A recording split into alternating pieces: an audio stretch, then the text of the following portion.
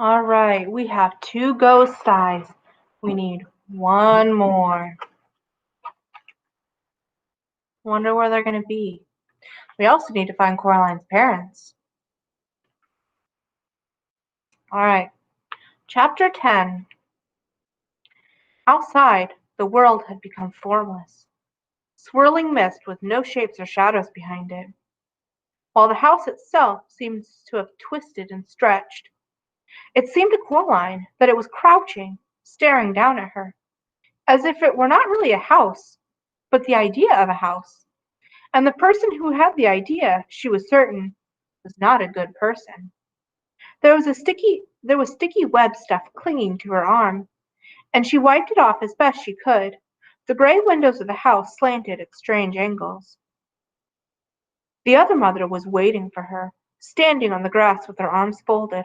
Her black button eyes were expressionless, but her lips were pressed tightly together in cold fury. When she saw Coraline, she reached out one long white hand and she crooked a finger. This. Coraline walked towards her. The other mother said nothing. I got 2, said Coraline. One soul still to go.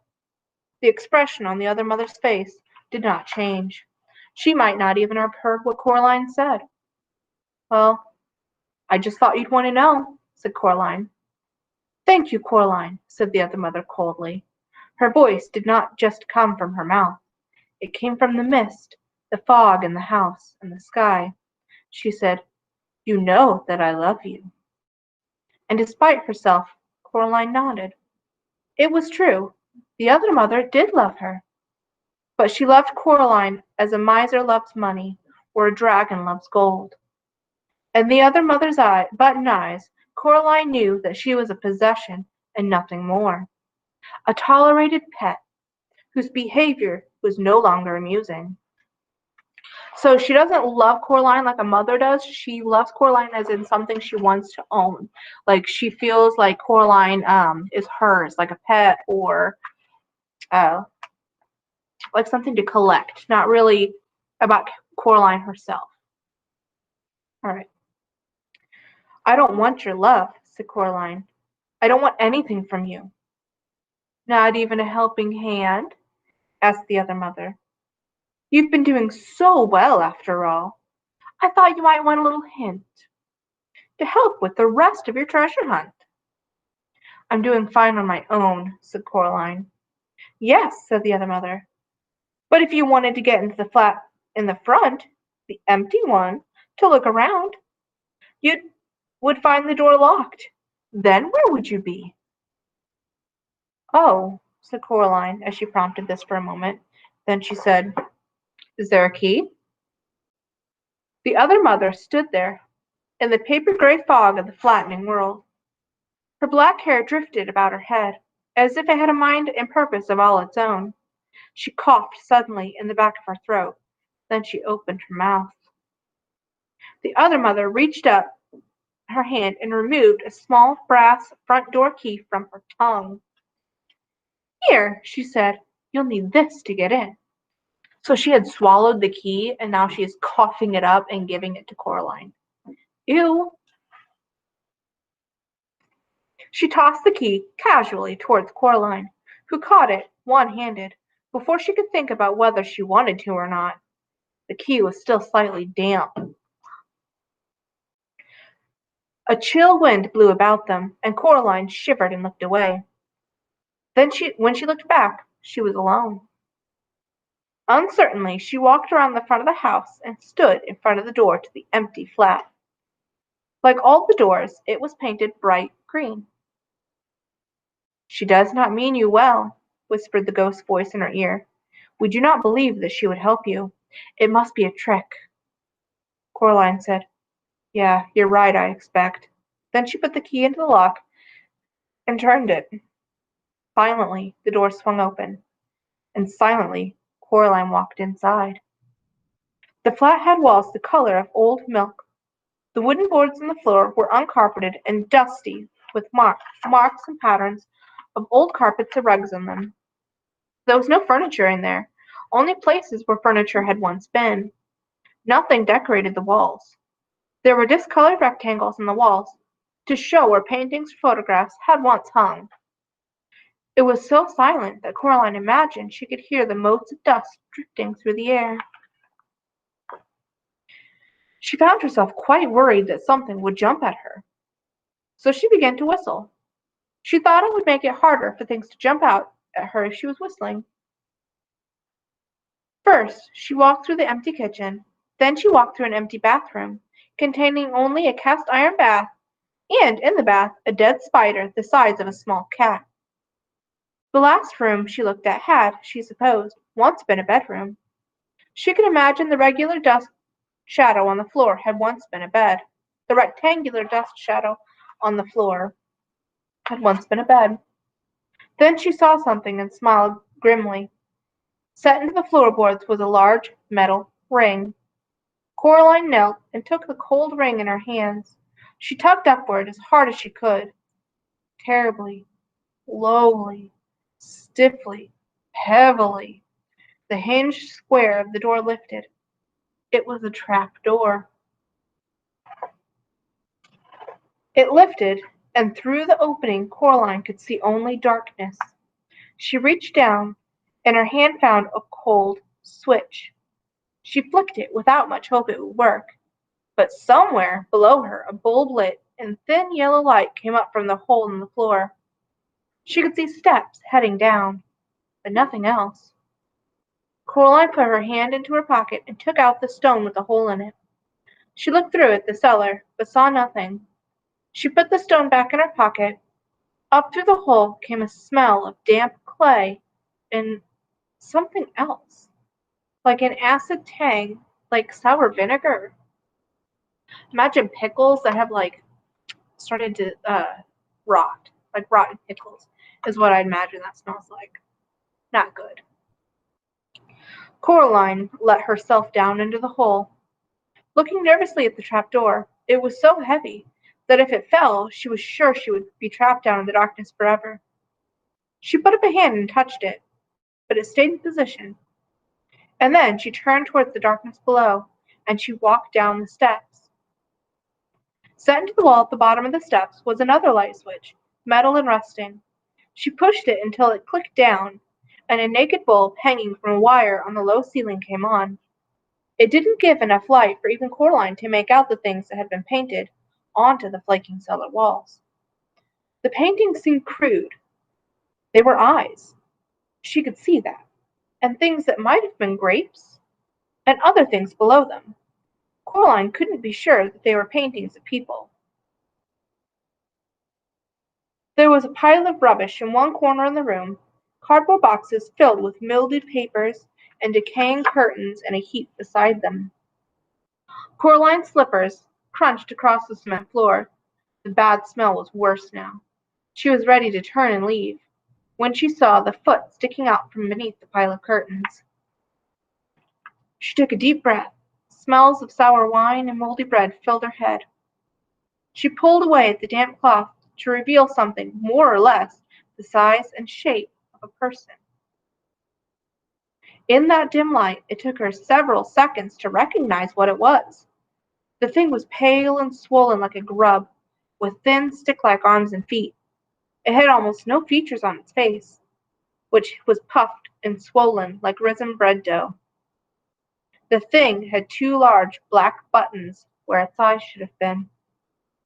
Coraline made a noise, a sound of revulsion and horror, and, as if it had heard her and awakened, the thing began to sit up. Coraline stood there, frozen. The thing turned its head until both black button eyes were pointed straight at her. A mouth opened in the mouthless face, strands of pale stuff sticking to the lips, and the voice that was no longer even faintly resembled her father's whispered, "Coraline!" "Well," said Coraline to the thing that had once been her father, "at least you didn't jump out at me." The creature's twig-like hands moved to its face and pushed pale clay about, making something like a nose. It said nothing. "I'm looking for my parents," said Coraline, "or a stolen soul from one of the other children. Are they down here?" "There's nothing down here," said the pale thing indistinctly. "Nothing but dust and damp and forgetting." The thing was white and huge and swollen. Monstrous, thought Coraline, but also miserable. She raised the stone with a hole in it to her eye and looked through it. Nothing. The pale thing was telling her the truth. "Poor thing," she said. "I bet she made you come down here as punishment for telling me too much." The thing hesitated, and then nodded. Coraline wondered how she could ever have imagined that this grub-like thing resembled her father. "I'm so sorry," she said. "She's not best pleased," said the thing that was once her father. "Not best pleased at all. You've put her quite out of sorts, and when she gets out of sorts, she takes it out on everybody else. It's her way." Coraline patted his hairless head. His skin was tacky, like warm bread dough. "Poor thing," she said. "You're just a thing she made and then threw away." The thing nodded vigorously, and as it nodded, its left button eye fell off and clattered to the concrete floor. The thing looked around vacantly with one eye, as if it had lost her. Finally it saw her, and as if making a great effort, it opened its mouth once more and said in a wet, urgent voice, "Run, child. Leave this place. She wants me to hurt you, to keep you here forever, so that you can never finish the game, and she will win. She's pushing me so hard to hurt you. I don't think I can fight her." "You can," said Coraline. "Be brave." So the other mother has all the people you've come into contact so far and you've met have actually been kind of like clay dolls that the other mother has made and enchanted to be able to talk and act like a different person. So when she's talking about the other father here and he's gross and he's bloated and falling apart, she's talking as to a like a doll that she has made and enchanted to act like the other father. Okay. All right. So she has made these creatures, and whenever she's done with them, she just locks them away in a cellar, like she did to him. Right. She looked around. The thing that had once been the other father was between her and the steps up out of the cellar. She started edging along the wall, heading towards the step. The thing twisted bonelessly until its one eye was facing her again. It seemed to be getting bigger now and more awake. "Alas," it said, "I cannot." And then it lunged across the cellar towards her then, its toothless mouth open wide. Coraline had a single heartbeat in which to react. She could only think of two things to do.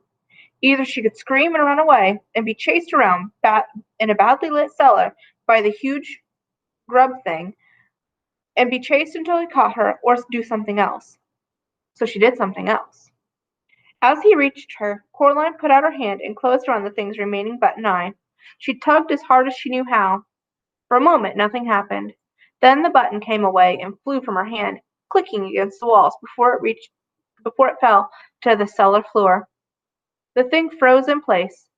It threw its pale head back blindly, opened its mouth horribly wide, and roared in anger and frustration.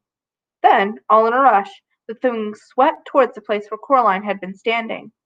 But Coraline wasn't standing there any more. She was already tiptoeing, quietly as she could, back up the steps that would take her away from the dim cellar with the crude paintings on the walls.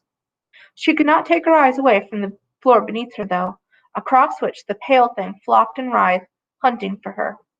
Then, as if it was being told what to do, the creature stopped moving and its head tipped to one side. "It's listening for me," thought Coraline.